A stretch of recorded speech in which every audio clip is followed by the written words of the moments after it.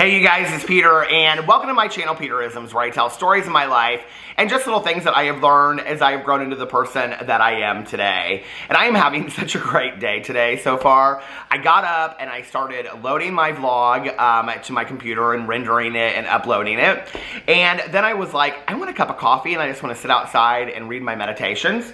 So I did a review of making this coffee. This is the Tinker Company conduit steeped bags. They're like tea bags, but they're coffee. And so I did the review over my review channel. So this is my coffee that I'm drinking for the morning. And now I am ready to sit down and read some meditations with you guys. So I brought the usual suspects over here, the usual books. The A Year of Positive Thinking, Daily Inspiration, Wisdom, and Courage by Cindy Spiegel. And I also brought the two Melody Beatty books with me. So I think since I have been reading the Cindy Spiegel book and then doing a 15-minute monologue on one sentence, I think I'm going to read from the Melody Beatty books today. And I'm really feeling like whatever this book says is speaking to me is what I need, because I keep on thinking about this book this morning, The Language of Letting Go, which is the sister book to Codependent No More. So, what is today? July 29th. I cannot believe that July is almost over. Let's see what this book has to say to us today, July 29th. All right. Have some fun. Oh, I like this one. Okay. Have some fun, July 29th. Have some fun. Loosen up a bit. Enjoy life. We do not have to be so somber and serious. We do not have to be so reflective, so critical, so bound up within ourselves in the rigid parameters others, and often ourselves, have placed around us. This is life, not a funeral service. Have some fun with it. Enter into it. Participate. Experiment. Take a risk. Be spontaneous. Do not always be so concerned about doing it right, doing the appropriate thing. Do not always be so concerned about what others will think or say. What they think and say are their issues, not ours. Do not be so afraid of making a mistake. Do not be so fearful and proper. Do not inhibit yourself so much. God did not intend us to be so inhibited, so restricted, so controlled.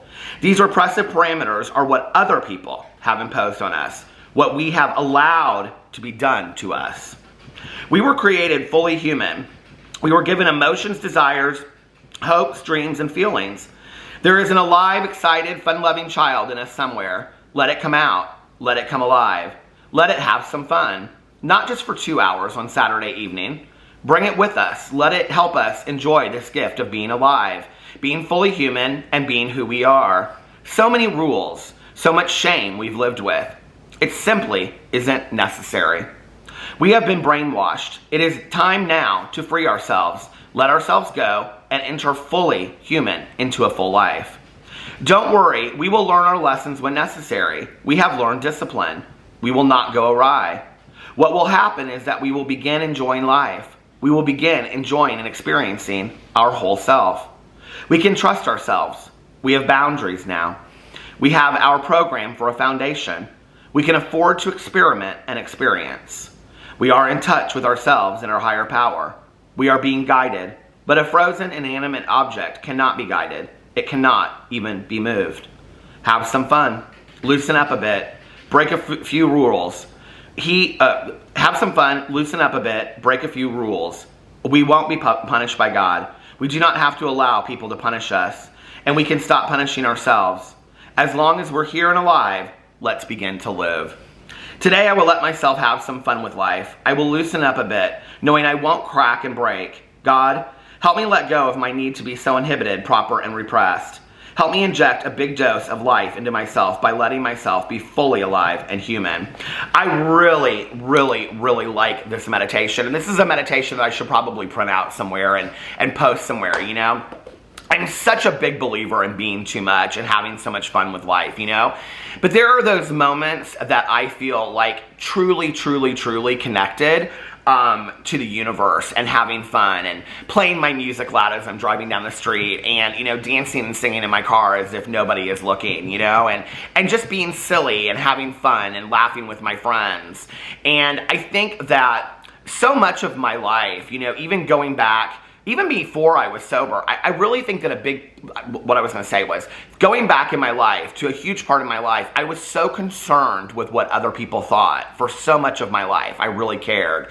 And the reality is, it just really doesn't matter. It doesn't, okay? It matters to me today what my husband thinks, to some degree. It matters to me today what my best friend thinks, to some degree. It matters to me what my family thinks, to even a further degree, you know? And I love them, but at the same time, I have to live my life without the seeking of approval of others. I have to live my life for what feels right to me, okay?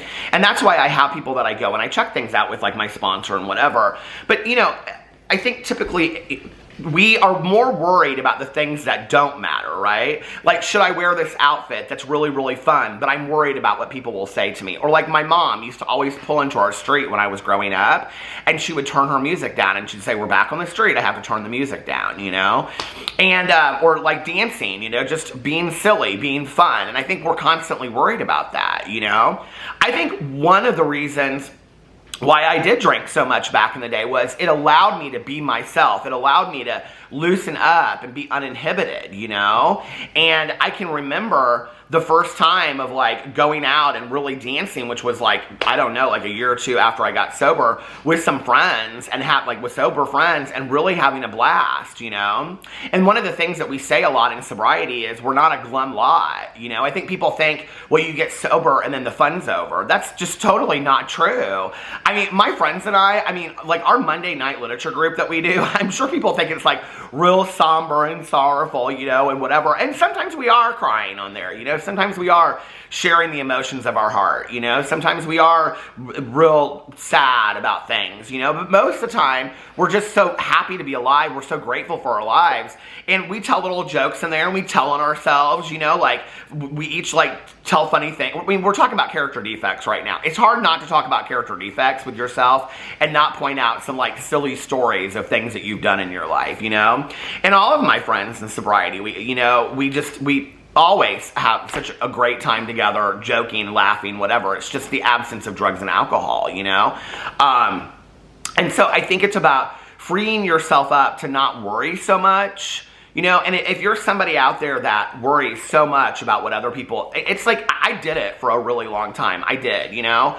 And it's like, I can remember with my ex, like being so uncomfortable around people, like when we first started dating. I mean, this was way back in the day, but you know, being so uncomfortable around people that I wouldn't, you know, even say like to people, well, like my boyfriend, who I was living with at home, because I didn't want to make them uncomfortable. And I'm just not living my life like that today. If somebody else is uncomfortable because I'm gay or I'm married or because I have a shirt on that's too bright. One of my neighbors the other day on the street, I walked out and I had, you know, I've been wearing these shirts a lot, and I had the one that has flowers all over it, and my neighbors are so sweet, but there's this one gentleman, and he's a little bit judgmental, and he was happened to be walking by our house when I was getting the mail, and I said, hey, how are you doing? And he looked at me and he goes, well, that's a loud shirt.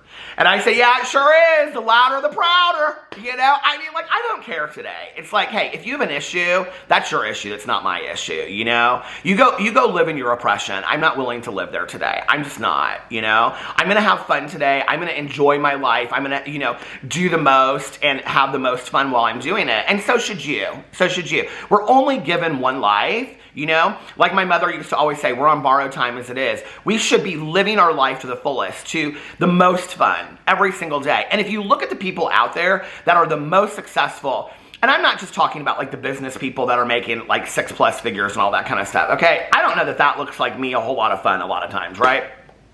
I'm talking about the people that are really doing the things that they're passionate about, and they're really, really, really happy with their lives. They're the people that are so tuned in to having fun and really doing that. And no, like not all the time. Like I don't wake up every single day and I'm like, woo, you know? But when I do and I'm tuned into that, like I really am having a great day, you know? So this is a great meditation. Let's just check in actually with Cindy Spiegel really quick and see. Now I'm like, since I said that, I want to see what her meditation was for today. So let's go over here to July 29th and see what it said. It's one sentence again. July 29th, don't forget your dreams.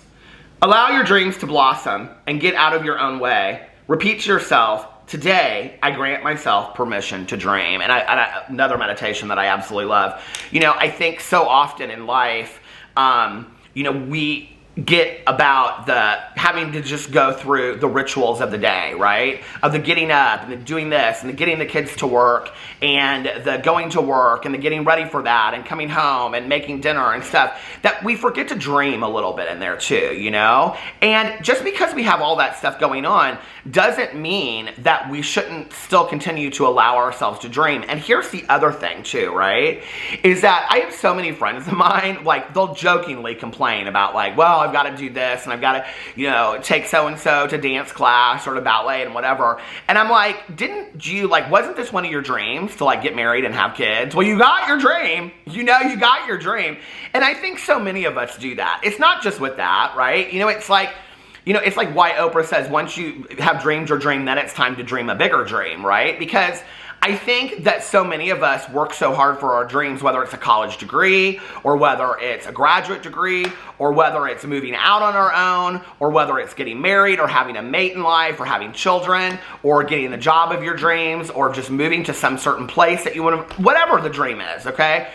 You know, I think a lot of us, we get that dream accomplished, and then it's like we kind of forgot how bad we really wanted that dream. You know what I mean? And I think it's important to always be dreaming the next big thing and to always be dreaming the next thing that we want in our lives to keep us going, even if it's never realized. You know what I mean? Even if it's never realized, to always kind of have that dream in the back of our head, while at the same time being extremely grateful for the life that you've been given.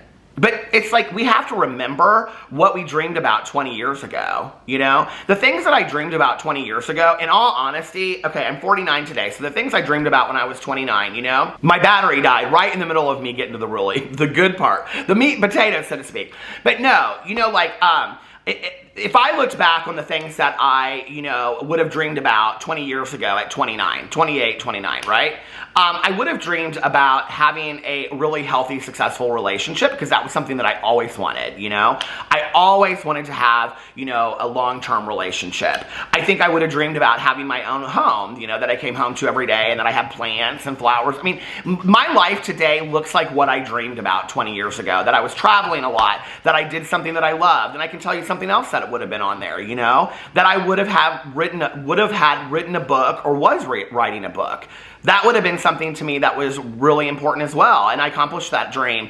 And you know, something that happened to me with that was, once I accomplished that dream, like I still write on a regular basis, and I don't ever know when my next book is going to come out because I have so many different ideas, right, of things I want to do. I've been working on a memoir for a long time, and I've been working on this kind of putting together this cozy mystery idea, and then there was another idea that I had that I was working on. So I'm kind of simultaneously working on 3 different ideas right now, 2 to 3 different ideas, and but like I don't see it really happening anytime in the near future. And one of the things that's been kind of hard for me to realize is that I think I'm more of a reader than a writer. You know, I thought all of my life that I really wanted to be a writer, and I love the process, you know, of putting characters together and all that kind of, I love that, right? But more than that, I love reading books. I love reading books. And I think that what I've realized is I would enjoy more spending time like listening to audiobooks, reading physical books, going to the bookstore, talking about books. I enjoy that more than the process of actually writing a book, you know? But my life today looks like what I wanted 20 years ago. And I have to remember that. And I have to be grateful for that I have been given. Maybe not the way that I thought it would happen. You know, I definitely didn't think that the way that I would get a home would be that my mother would pass away, you know, and that I would move into her condo. I never thought that that would be the way that I would get a home. But, you know, like, I have to be grateful for the life that I've been given today and, you know, and that all the experiences that I've had that have gone with that, you know. And I do know this with my mother. She would want me, she used to say to me, you know, like, someday this will be yours. And I would say, Mother, I will never ever live in this condo. I will never move into this condo. This is not my dream. This is where you wanted to live, whatever. And she'd say, well, I just, you know, I want you to know that one day if you ever, you know, want it, it's, you know, yours and whatever. I will never live in this condo. And now I live in this condo and I love it. You know what I mean? Like, I love getting my little front porch together and my back patio and the plants and, you know what I mean? Like, I love my condo today, you know? And so, sometimes things happen in ways that we didn't expect them, but it's about being grateful for what your life is, but about dreaming the bigger dream too, you know? And I have dreams today that are bigger dreams, you know? I would love to be like a character side cameo actor in some kind of TV show, you know? Or in a movie or something like that. You know, you see these people that do some kind of like cameo role in a movie when they're like 70 and they get like nominated for a best supporting actor or actress, you know? Like, I would love that. I'm not maybe at 70, but today, you know? And that's something that I think would be really fun. I'm not putting any effort into it. I'm not trying to make it happen, you know? But I also think that today one of the things I've learned is, like the previous meditation said, is in staying in today and really just having fun and enjoying today and being grateful for the life that I've been given today and really enjoying each moment of each and every day. And I wish that for you as well. So anyway, let me know what you think about all of that in the comment section below. I hope that you guys are having a peaceful, serene, magically amazing day. I love you guys, and I hope you're also having a renewed and refreshed and rejuvenated day today. So anyway, I love you guys, and I will see you tomorrow. Bye.